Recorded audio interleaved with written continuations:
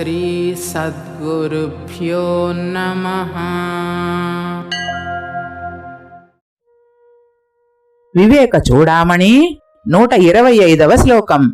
నేను అన్న అహంభావనను మనకు కలిగిస్తూ జాగ్రత్త, స్వప్న, సుషుప్తి అనే అవస్థాత్రయానికి సాక్షి మాత్రమై పంచకోశాలకు విభిన్నమైన సర్వస్వతంత్రమైన స్వతః సిద్ధమైన వస్తువు ఒకటి ఉంది. అదే ఆత్మ. కైవల్య సిద్ధికై ఆత్మలక్షణాన్ని తెలుసుకోవాలి.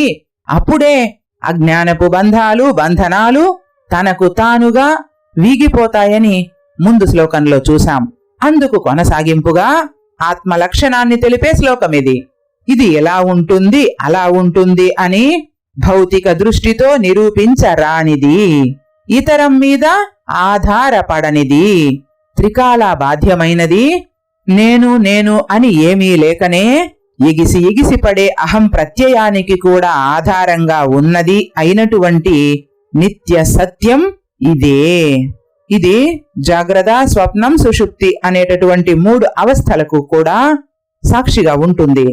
స్థూలదేహమైనటువంటి అన్నమయ శరీరం, మనోమయ, ప్రాణమయ, విజ్ఞానమయ ఈ 3 కోశాలు కలిసి ఏర్పడినటువంటి సూక్ష్మ శరీరం, ఆనందమయ కోశమైన కారణ శరీరం. ఈ పంచకోశాలన్నిటికీ కూడా విభిన్నంగా, విలక్షణంగా, అతీతంగా ఉంటుంది. ఇదే ఆత్మలక్షణం. అస్తి కశ్చిత్ స్వయం నిత్యమహం ప్రత్యయలంబనః అవస్థాత్రయ సాక్షి సన్ పంచకోశ విలక్షణః. సర్వం శ్రీ సద్గురార్పణం.